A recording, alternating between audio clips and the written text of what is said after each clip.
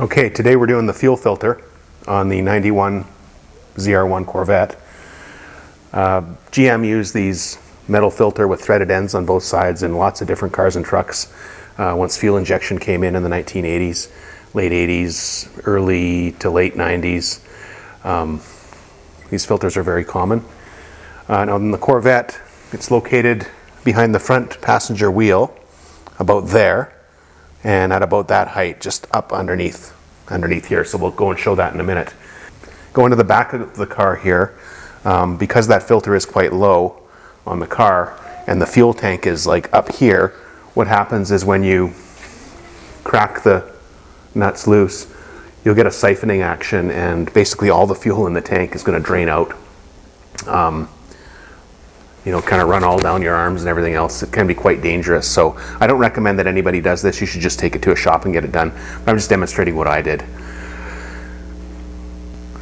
So the first thing you want to do when you're working on these fuel filters on these C4s, I'd recommend emptying the tank as much as possible, like drive it till it's right on empty. That way if you do get that siphoning effect, you're not draining a whole bunch of gas out.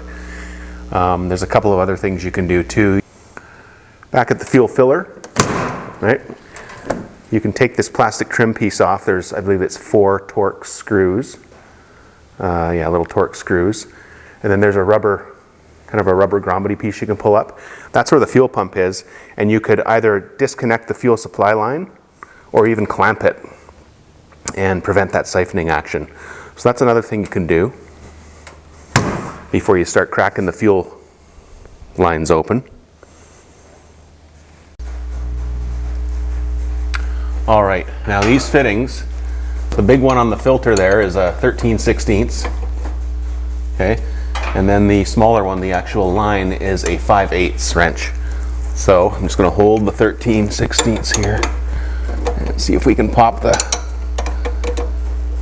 other one off. Yeah, these aren't too tight. Whoever did this last didn't overdo it. Okay, get some rags ready because this might drip. And like I said, you want to make sure depressurize the fuel system first. This car's been sitting for a couple weeks, so it should be okay. And now this one.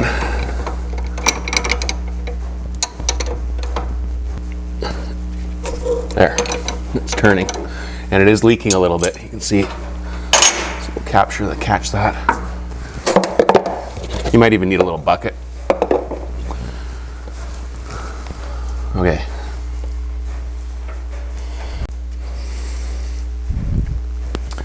Okay, now they're loose enough I can thread it out by hand. That one's out all the way. And this one back here. Whoa, got some gas leakage. Oh, that one's out. And because I got that siphon actioning happening, I did end up grabbing a funnel and some hose and just emptying my tank. Don't do what I did. I had over 10 gallons of fuel and I had to fill a couple of jerry cans. Next time I would either clamp the line at the back or just start with an empty tank so that when you get that siphoning action, you don't have to sit and wait for a whole bunch of fuel to dump out. But lesson learned, these Corvettes will drain the entire tank. Okay, on the LT5, the starter's not up here, it's in a different place, so you don't really need to worry about sparks. But on an L98 car, the starter's over here, and you could, with a wrench in theory, hit the positive terminal and make a spark, and a spark around this gas could be really disastrous. Like I said, when you first start taking this apart, you get gas sometimes running down your arms, onto your elbows, in your clothes, maybe splashing in your eyes. That's why this is such a dangerous thing to do. I mean, if you ever had any kind of spark, like from a trouble light or something, if you got gas on an incandescent bulb or anything that can make a little spark, you could be in big trouble. So, with that out of the way, 13/16 here, 5/8 on the actual fuel line.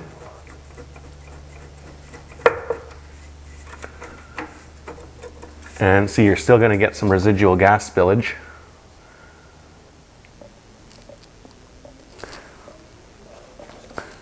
Some guys say if you get the siphoning action and things are spilling out, you could just work really quickly, you know, get your new filter in there, get this one out, get the new one in, and tighten it back up.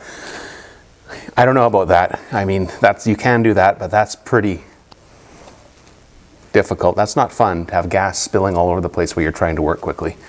And if anything ever happened, if you did get a spark, think about it, your arms and everything are going to go up in flames in your car and your house and everything else. So I would recommend just trying to minimize the flow of gas when you're doing this,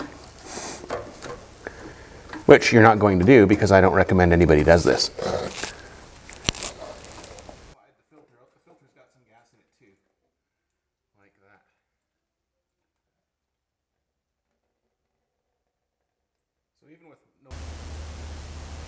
So here's my new filter. They are directional. There's a little arrow on it here. The lip side goes toward the front of the car.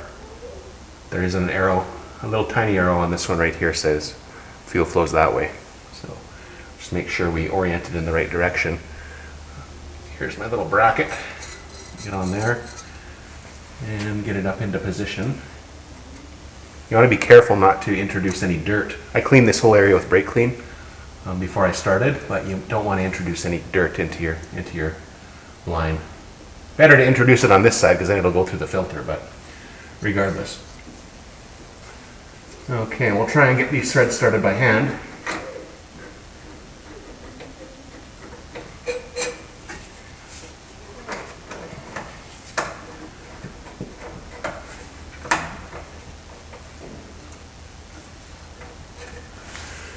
Okay, and we can position the bracket. It sits there and even get the bolt started there.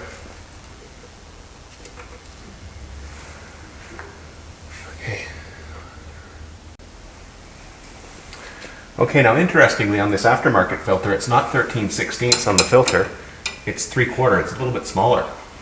A lot of them are 13/16 here, this one's just 3/4, so you might get an aftermarket one. This is a Napa filter, which is made by Wix, I believe. This one's a bit of a pain, you kind of got to go an eighth turn of a time at a time. You could cheat a little bit by holding this, and while this one's loose, spinning the filter on, save you a little bit of time. Or you can just go, you know, turn by turn. Doesn't take that long.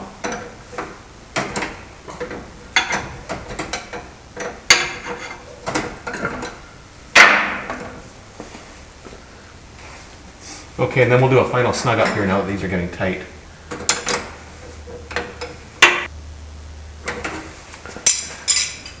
Okay, after that, you can go up top, make sure there's some gas in the car again, and turn the key on, check for leaks.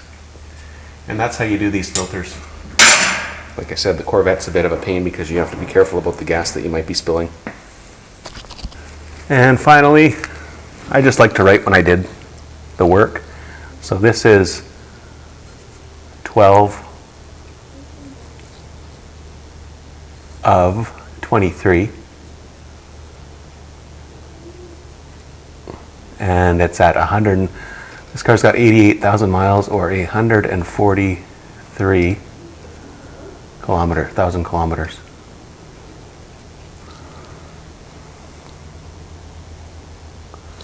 There. Now probably the next owner might find that useful. I don't think I drive this car enough to ever have to change the fuel filter, but maybe in the future somebody might appreciate that. Anyway, thanks for watching everyone, and stay tuned for more Corvette videos and all the other junk in this garage.